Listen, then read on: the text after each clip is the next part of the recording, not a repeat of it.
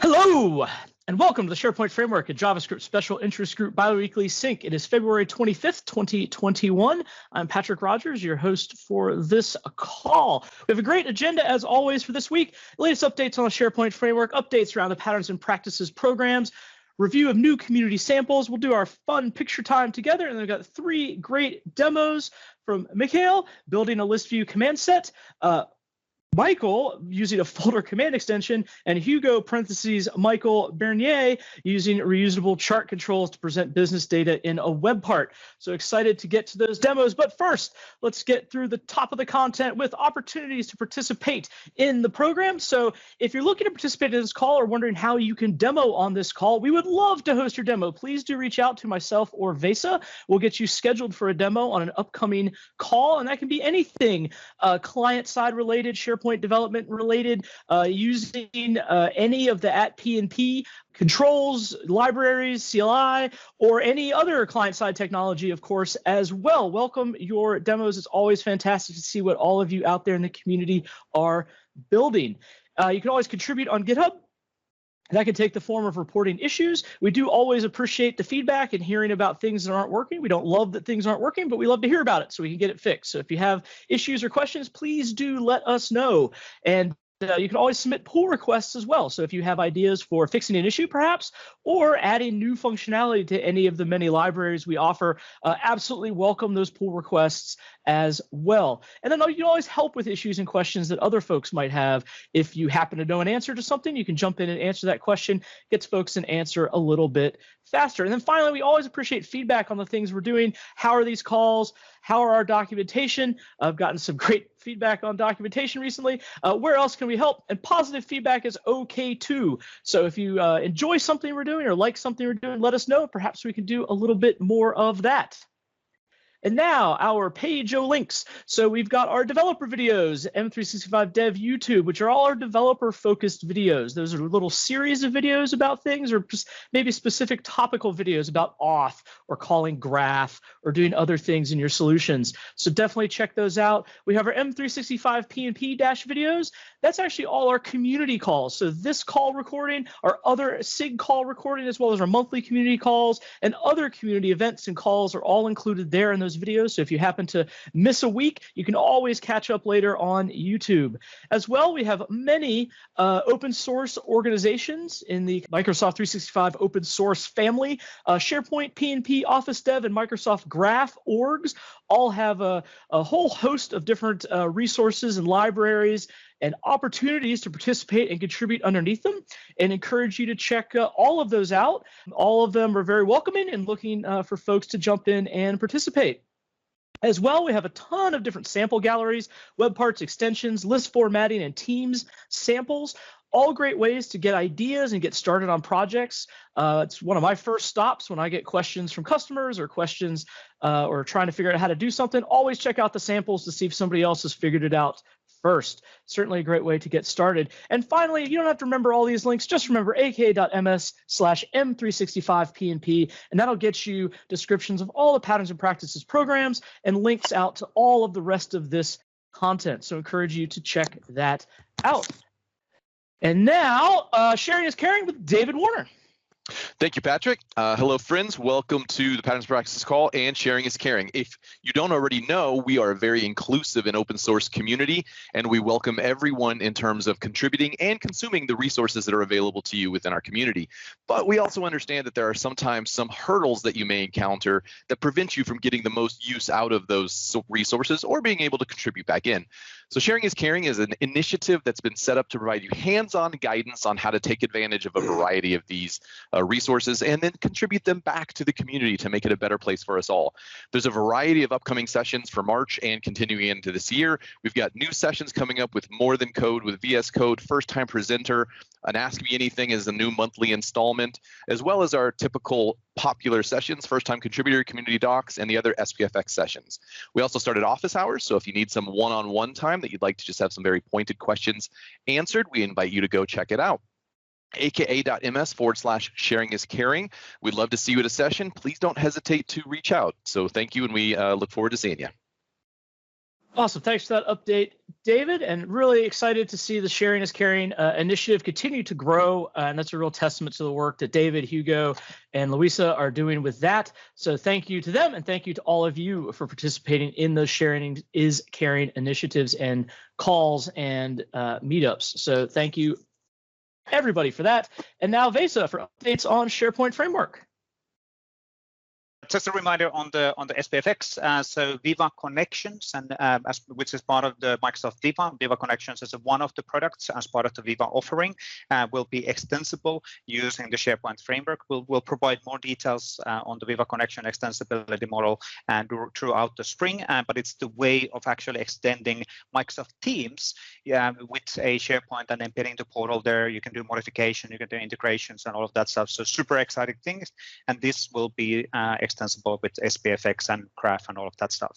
We're right now actually this week executing a dev kitchen, which was the only invite only for certain really small subset of customers and partners, but we'll get more information definitely available soon. We are slightly behind of the schedule. So the initial idea for 1.12 was actually released 2 weeks ago, but then there was a really unfortunate regression found out related on one of the new capabilities, and we wanted to delay the release so we get that one fixed. Because that regression or a bug was actually on the server-side code, it actually caused us a 2 to 3 weeks delay on getting stuff out. So we are still in a matter of days getting 1.12 out, but we still need to wait a while. One other point in here is that unfortunately the 1.12 will not support Note 14. Note 14 support is now delayed for 1.13, which however is scheduled to get released within a month or two. So we're going to have quite a few versions coming up this spring, and that relates on the Viva Connections as well. So we're pushing out support for the Note 14 on 1.13, and then additional capabilities are coming as well. But that's a quick recap on what's coming on SPFX and where we are. And I do apologize on the small delay on this one. Back to you, Patrick. Thank you, Vesa, for those updates. So quick updates across the Patterns and Practices programs. PnPjs, very quick updates, 2.3.0 scheduled for March 12th release. We already have a bunch of fixes and enhancements, all of that driven by feedback from all of you. So keep that feedback coming. We'll do our best to get everything we can into the 2.3.0 release by March 12th. We're working on the V3 planning and discussion issues. I am a little bit behind on getting those posted for discussion, and so we'll have those posted hopefully this week so we can start getting everybody's feedback and everybody else sharing their ideas as well, because we have some ideas and we want to kind of get those out there as a framework to start the conversation, but then absolutely hear from all of you as well to help guide the direction we're going to take for V3. And then, as always, please direct all feedback to the issues list so we can ensure we track it correctly. pnp.github.io/pnpjs for all your documentation needs. And hi, Julie, who is on vacation this week. CLI update for Microsoft 365. New beta 3.6 is available with a browser-based login, adds supports for conditional access accounts, improved managing SharePoint pages, ensuring SharePoint sites exist, as well as a lot of other great stuff. You can always try out the betas with npm install-g at pnp/cli-Microsoft 365 at latest. We'll get you all the information on the betas, available natively in the Azure Cloud Shell. As well, there's a great, as was demoed recently, a great Docker container for the CLI, which has everything included in it, which is a really cool thing that got built, and a really neat way to use the CLI through this Docker container with everything pre-configured for you. So absolutely check that capability out. Super exciting to see that out there. So at CLI Microsoft 365 on Twitter, ak.ms/CLI-M365 will get you all the docs and information on the CLI. For the reusable controls, our React controls have been updated to 2.4.0 with an accessible accordion, a placeholder, a people picker, a taxonomy picker, a list picker, as well as various fixes there. Those, of course, are the controls designed to be used in the body of your web part or application customizer to help give you a great out-of-the-box look and feel to your experience as you build them for your users. And then the React property controls are at 2.3.0, and these are a set of controls designed to be used within the edit panel of your SharePoint Framework web parts. So excited to see those continue to get enhancements and to grow. And so you've got a field icon picker, which you can sort of see in the screenshot there, which is really cool. Very similar to Chris Kent's flycon.io. And the field term picker and the field list picker are really neat controls as well. So encourage folks to check out those React property controls to get a great out-of-the-box looking edit experience for your web parts. More information at those links down below, sp-dev-fx-property-controls and sp-dev-fx-controls-react gets you the documentation for those respective libraries. And with that, modern search. Yeah, so there's no update right now, but we are working on the version 3.18 release and also the version 4.1 release. If we're lucky, we'll get them out next week, but we don't have a set time. So both me and Frank is working on this slowly among all the other stuff we're doing. Awesome. So that's it. Thank you for that.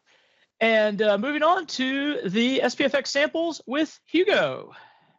Thank you. Have we got some samples for you? So the SPFX sample repositories are two repositories where you can see extensions and web parts that have been built by the community.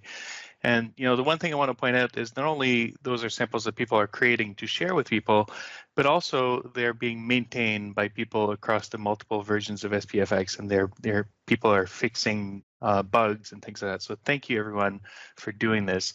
We've got two new extensions by Mikael Svensson, one which converts documents to PDF, and it's an addition to another PDF conversion extension that's available already in the library. This one here doesn't use any third-party library. So it's a great version of how to do this. There's also the ability to demote news pages. I'm not going to talk too much about it because we'll be seeing it right after this. On the web part side, Joao Mendes updated his staff directory web part, also updated his list menu web part, which now adds support for metadata columns, multi-value columns, and so on and so forth. We have a brand new web part from Chandani Prajapati, which allows you to, or shows you how to use data tables inside of web parts. And it's got all the features like convert to CSV and convert to PDF and all sorts of stuff. Frederick Thorold has actually updated the list form. Actually, a few people updated the list form this month, but this one actually fixes a bug with taxonomy values. And Ravi Chandra actually updated the list menu web part where we had some issues where it didn't build. Russell Gove updated his cool security grid web part, and now he's added the ability to support 80 groups. And we have a brand new web part from Frederick Thorold who that shows it shows you basically all the sites that have apps that are connected to which site. So it's a great way to actually administer that. I've updated the chart control, but I'll be demoing that right after this, so we'll talk about it after. And then K-Man 1131 again, mean parents, updated the list farm component where he fixed a drag and drop behavior. Everyone, we are always welcome to contribute to samples. We love the samples you create, and please go visit the samples if you haven't tried them yet. There's lots of cool stuff in there. Back to you, Patrick. Awesome stuff, and I'll just echo, seeing all the samples get updated and added is really amazing work from everybody out there in the community, and absolutely welcome your samples as well. So if you've got something that is appropriate to share, of course, if you've written something from a customer or your company, do check before publishing that, but absolutely welcome your samples as well. And of course, it is now optional picture time. So we'll let Vesa take over the sharing. And if you are interested, go ahead and turn on your camera and be part of our optional picture time.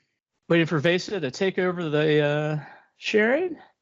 Vesa is currently working on a PowerPoint slide about how we do sharing, and he'll get that. No. What's wrong? You want me to try it? Keep talking? Keep talking. Gonna keep talking. Still talking. We're talking about all kinds of stuff. Here we go. So one day we'll think the horses have invaded the rabbits, and the rabbits are really fighting back, which is what we like to see. And I think the rabbits can take them, but, oh, there we go. All right. Yay. Everybody wave. Everybody wave. Ah, crazy, crazy pictures. Are there still spots left? Look, I'll try and turn my camera on. Do I make it? Yeah, I do. I made it. Ah! Cool. Oh. This call is nothing if not deathly serious.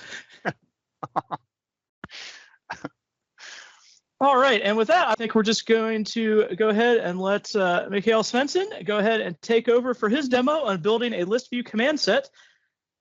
Sure. So, so I created this sample earlier in the week. So I was talking to some old consultant friends of mine who had an issue where, well, people are promoting their pages as news, but there's no easy way to demote them. So you used to be able to do quick edit mode and add the column, but that's not possible anymore because the promoted state field, which is used to set if a page is news or not, is now in read-only mode. So here's my regular page. I mean, you have this promote option right now, and then you could do post as news on the site. And now this is news, but there's no way to get back. So if I go to pages library, right? So here's my page, and I now have this button called demote, and I will click this. Page is no longer promoted as news, but remember to republish your page. So I didn't add republishing to the page. So that means if I go back to the page, I have to republish it. And now you see the promotion is available again. So to do this, so there's a couple of things, interesting things in this extension. So one is the icon and getting the icon up there and also getting the theme colors. So what you have to do is the easiest way. So for the image, I'm using an SVG file in the XML format. So there's multiple ways of doing this. So I'm not going into how you can convert and get your icons into the SVG files, but that's possible. But if you also want to get these as get the theming colors, let's do like this. Right. So so on the list view updated command, so this triggers when you pick an item. So I have this helper method here to get the theme color, which is very short. So basically what it does is it's using the global theme state object. So there's tons of issues getting the current theme in a list extension, but since a theme is in a global state object, well, let's pull it from there, and then that allows you to sort of get the different slots. If for some reason this object will disappear, we fall back to using the UI Fabric get theme, and hopefully that will sometime in the future give you the right theme and not just the default blue theme. So that's just to get the color. So what happens here is I have the same SVG code, and then I do and then we sort of, so if we set for fill, so I just slot the color in here. Right? So that means just picking up the theme color and then putting that in the SVG, and that means when you deploy this to different sites, the icon will be in the right color. So thanks to Hugo for alerting me that icon URL, icon image URL is actually exposed on the command object. And then I'm checking also if you have permissions to edit the item. So at the top here, just using the page context to see, well, okay, you have add list items, because if you can't add list items, you can't really edit it. So that's checking on the permission if the option should show or not. And then the real work, right? So fetching the page and checking, well, is it already promoted or not. So that means if I take this, so if I demote this right now, well, this is not demoted, so we can't really do it 2 times in a row. And then I'm checking, is it checked out to some other user? If it's checked out to some other user, well, you need to take ownership of it first. And then if everything is in order, you can then set the promoted state field back to 0 from 2. So that's what's happening here.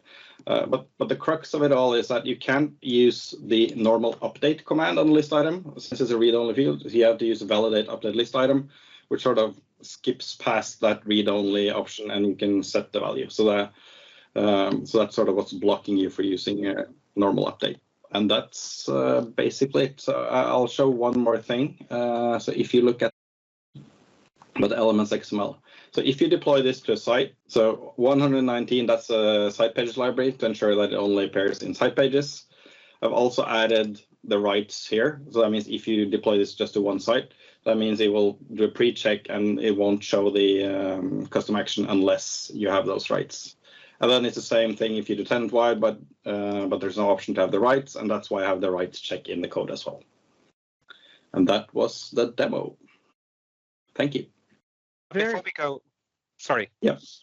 I just let's recap on a few things. Sorry, Patrick, also jump in here, because this is actually really cool what you're showing right now in here, just to people to understand, because I don't think everybody understands that when you're creating an extension, you can automatically make it available across the tenant in a document library or a list or a specific document library type.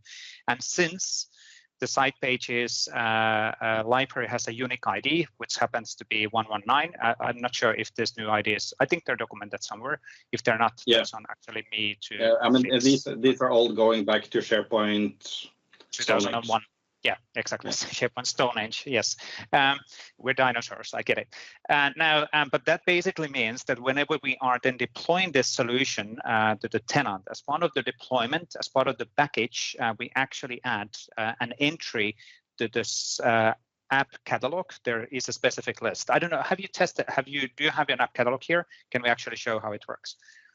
Because we have some few minutes here, and then if you go to site contents.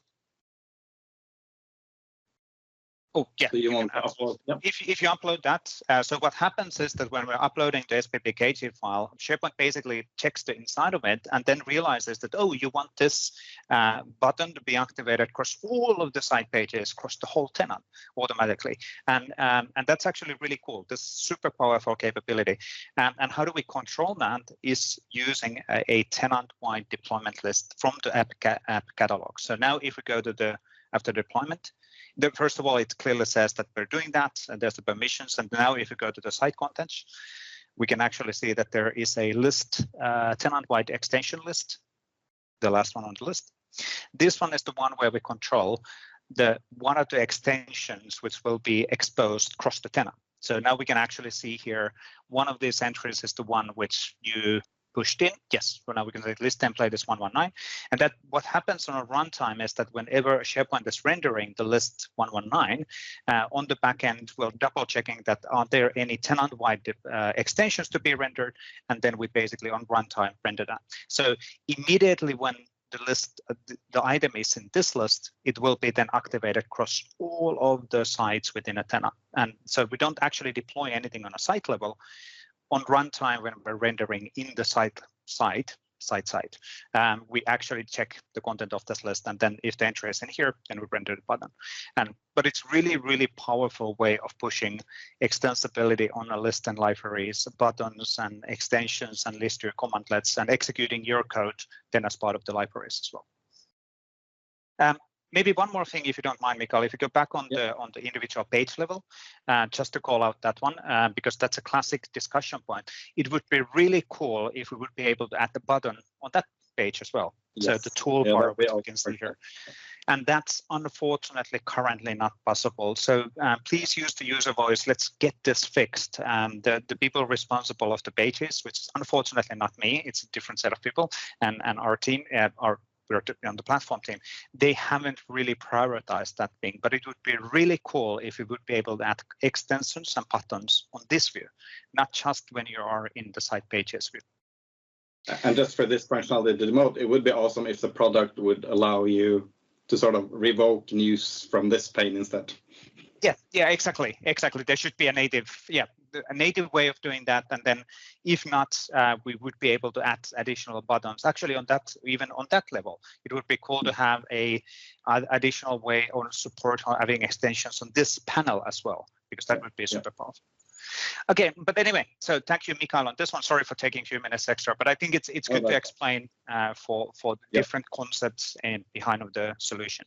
So Patrick, I think there's some nice nuggets in this code for different things. So people should take a look at it. Absolutely, yeah. Jim Duncan is suggesting send as fax extension on the page. That's actually a great idea. So anyway, thanks, Jim. Okay, with that, we got Michael Mello with an add folder command extension. If you want to go ahead and take over the presentation. Yes, share my screen.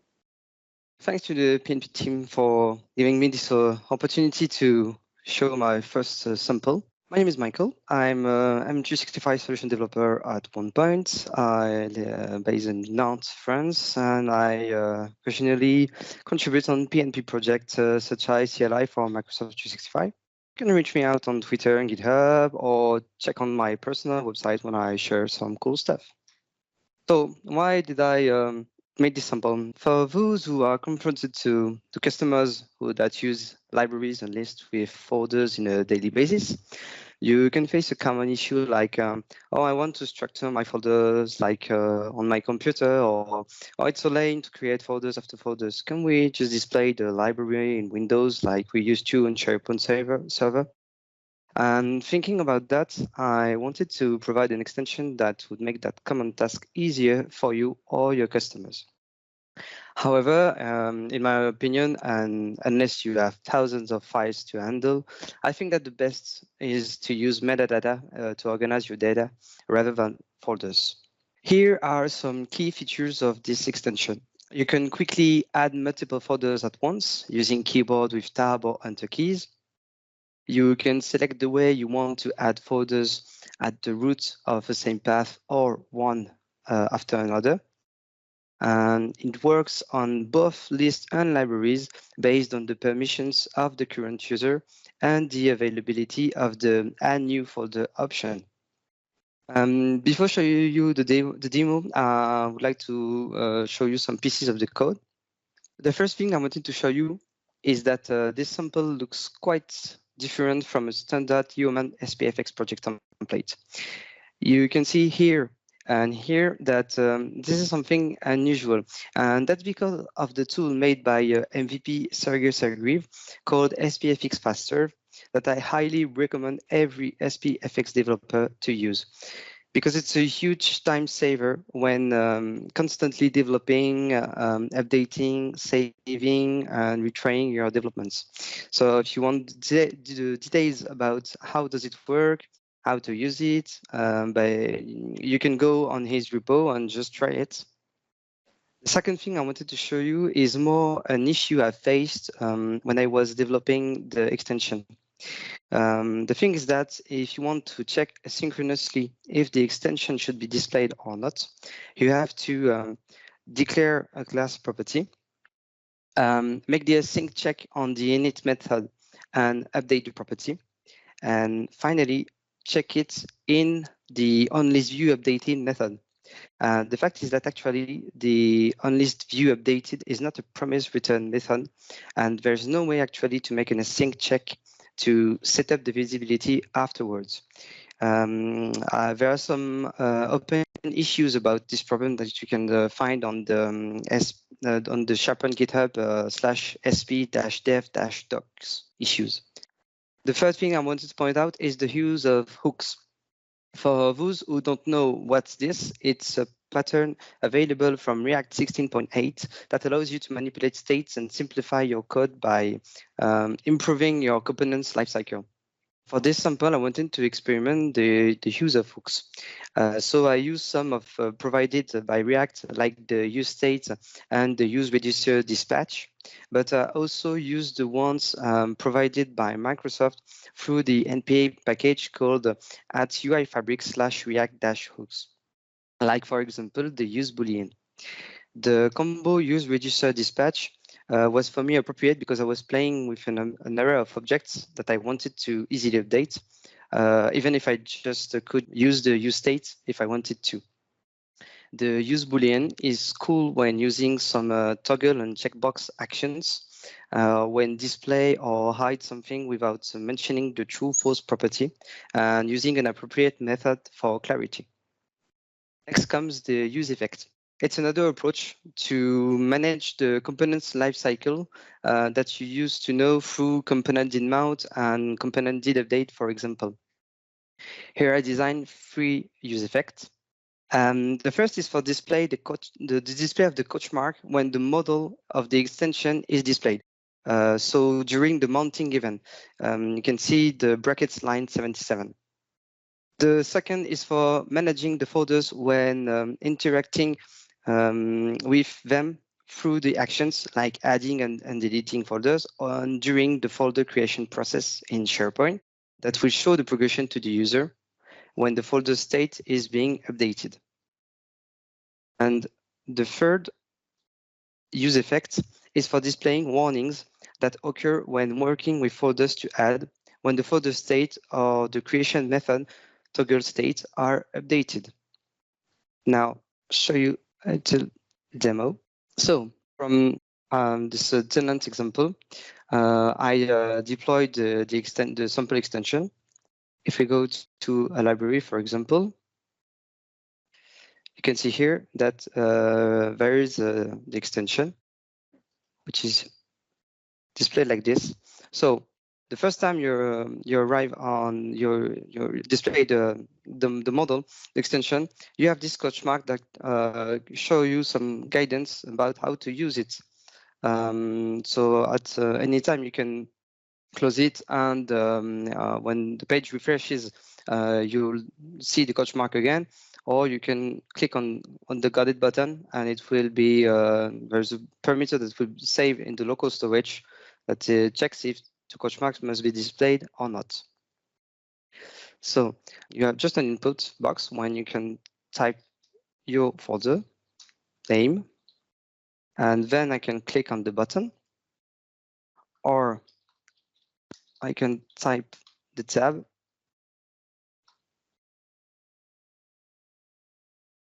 etc. And so the default display is for adding the folder one after another. Instead, you can also choose to add them at the same route on the current location, which is the root of the document library. So once you choose the folders you want to add, you can decide to delete any folder here and to add it again.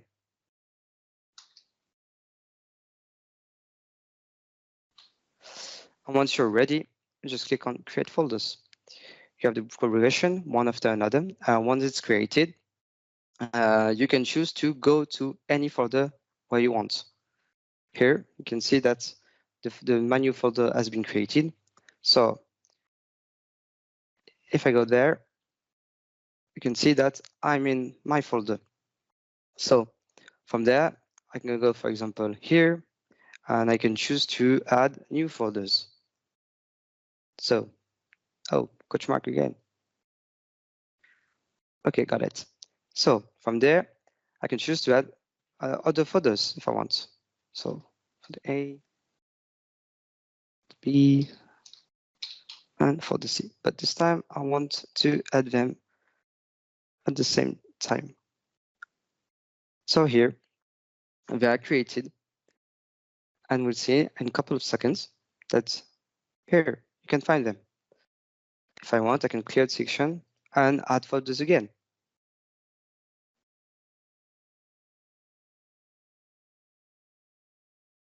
Last thing I wanted to show before going to the code, it's what I call the ban words. For example, if I type this word, if I can click on the button. If I type tab or enter key, nothing happens. And if I go here, I got some info that indicate me what are the characters that aren't allowed and the words that are banned. It's based on the official documentation from Microsoft that you can find here about OneDrive and SharePoint, file names, and file types. So here, if I want to type there, another folder, I can type this. I can create folders, but I can't add this one here. It's just blocking the addition of the folder to the list. So now the code here. So as you can see, we are back in the component that I showed you in the PowerPoint before. I would like just to show two last things. The first is the add folder method that is down here.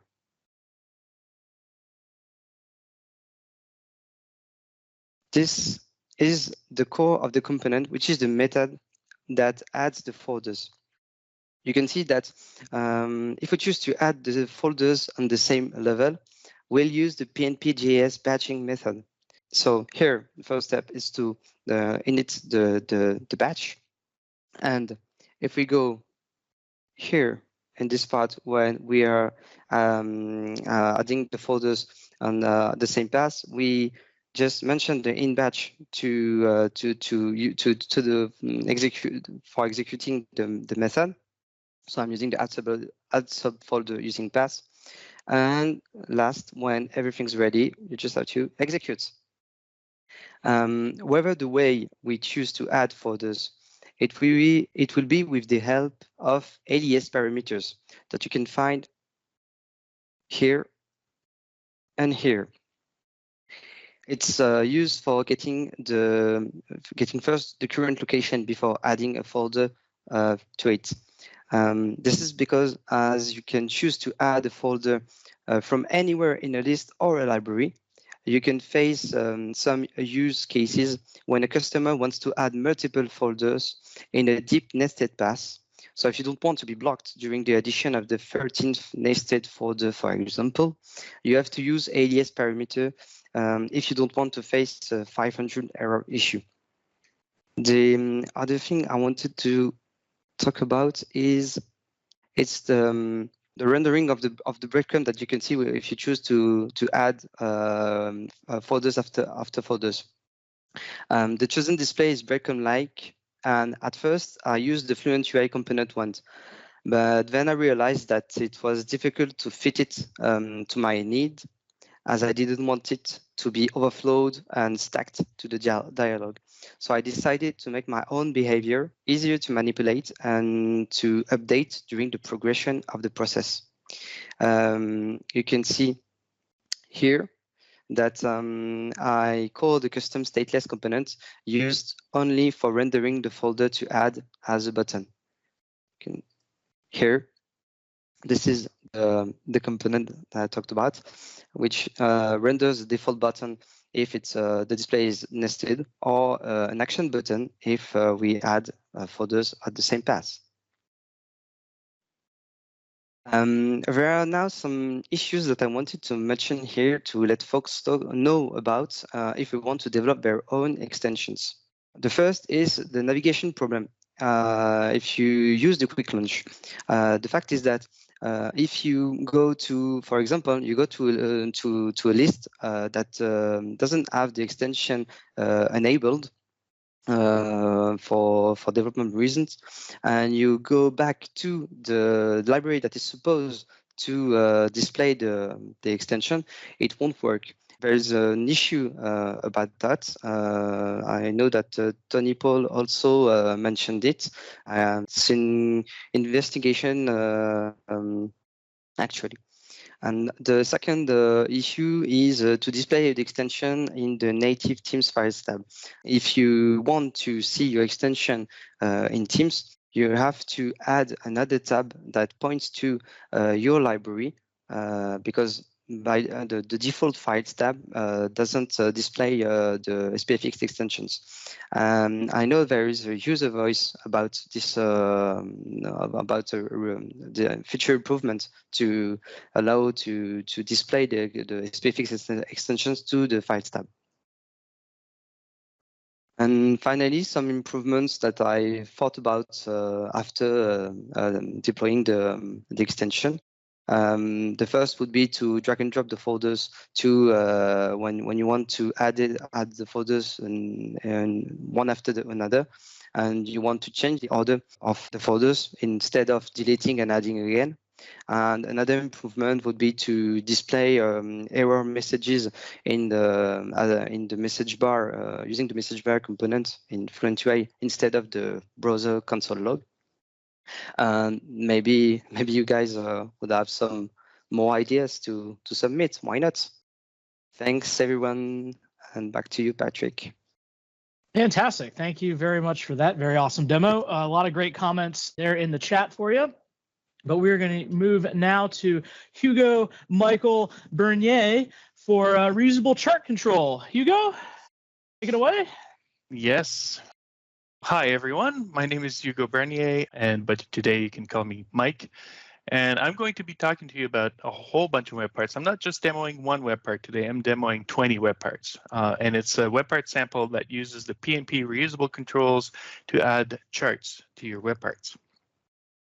There's tons of great libraries out there to create charts. One of the most flexible ones out there is Chart.js, but it can be difficult to add Chart.js to a web part and have all the cool responsive behavior, theme awareness, Fluent UI integration, and all the other cool features that we've learned to love in SharePoint web parts. Fortunately, there's the PnP Reusable Controls library, which makes it easy for you to integrate the Chart.js in your SPFX solutions. If you haven't used the PnP Reusable Controls, it's a node module that you can add to your SPFX solutions and add tons of cool controls, not just a chart control. There's a web part title control and a placeholder control and a folder picker, lots of really cool stuff. So I created the chart control component, it seems like a couple of years ago now, but when I did create the chart control component for the PnP Reusable Controls, I also made sure to create samples to show how to use pretty much every single feature of the PnP chart control. So the chart control, and this is actually the list of web parts in the chart control solution, it's got about 20 web parts. In fact, I think it's exactly 20 web parts that show you how to use all the features. So the chart web part, that's obviously got some cool gratuitous animations. By default, the chart control will actually try to render an accessible version of every chart. And there's a sample called accessible bar chart that actually shows you what the web part renders behind the scenes. So the table that's created at the bottom here normally is not visible, but is available to someone who's using a screen reader to read the content. And that's done automatically. All you have to do is provide a title and a description to your chart. There's also an area chart with lots of cool little options here showing how to integrate with the various buttons and things like that. Bubble chart, which is fun. Now, I think I even added the ability to pop the bubbles because I had nothing better to do. There's a horizontal bar chart with lots of features, again, to add dynamic sections and stuff like that, data sets. And line chart where you can have, each point can have a different type of point, circle, triangle, and so on. Pie chart. Polar area chart is there too. Again, you can dynamically add data. And there's a radar chart as well. There's a scatter chart, and the chart control also uses or supports using things like patterns and gradients. So this is a sample of using a donut charts with or without patterns. I would never use so many patterns on a web part, but again, this was just to demonstrate all the patterns that are available in the control itself. You can also use combo charts. So there's a combo chart sample that shows you how to combine multiple charts into into one. And the chart control even supports custom plugins, so you can completely override the rendering behavior of your chart.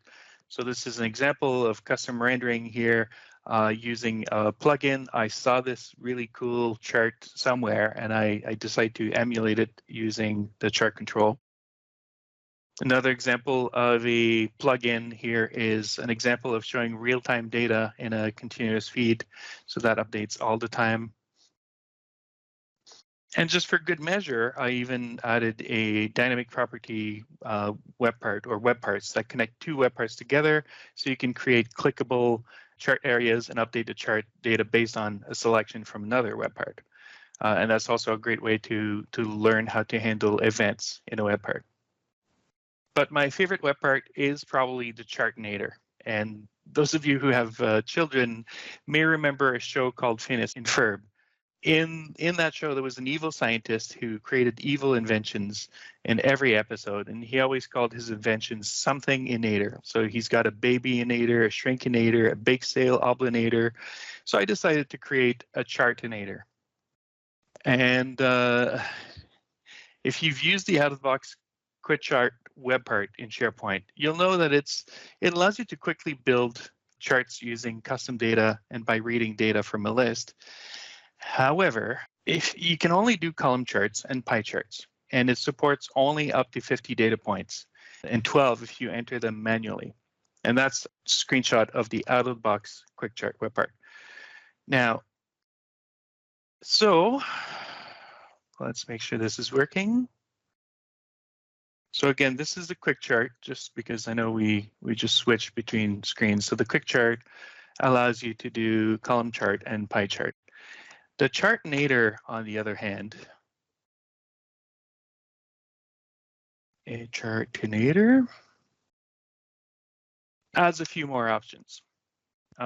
You have pretty much every single chart possible. So line charts, bar charts, horizontal charts, and so on and so forth. I'm not going to go through every one of them. You can still enter data manually, or you can get data from a list. But there's more. So you can actually create palettes or use the palettes, and those are the Office palettes. Based on the type of chart you select, it'll actually change the options that are available here. And when I had first built this web part, it was actually more an exercise on how to use property pane controls as opposed to creating a fancy chart. So again, if I change, let's say, donut charts, you'll see that the options here are donut settings versus the bar set settings. So every web part has, or every chart type has different options, things like layout, whether you want the legend to show up or not, whether you want tooltips, and even a cool animation selector. So it'll actually allow you to control how the web part's going to animate. Now, of course, because I'm trying to do this, it's not displaying very well on the screen capture, I think. But lots of options out there. It was really fun to use. And again, I'm always looking for opportunities here to improve. But let's switch back to the code. All right, so let's show you the code here. So there's, in the chart control from the PnP control library, reusable control library, you can pass static data. And by static, I don't mean like hard-coded data. I mean data that you may have preloaded before you actually render the web part. So the static bar chart sample actually just does that. So this is the bar chart static, and it actually, in order to use the chart control, of course, you need to add the PnP reusable control to your project library. And then when you create the bar chart, you can specify what kind of chart you want. So in this case, instead of using a string that says pi, bar, whatever, I use a chart type enumeration. So I can do chart type dot pi, for example. And then all you need to do after you import the reference is you create a chart control.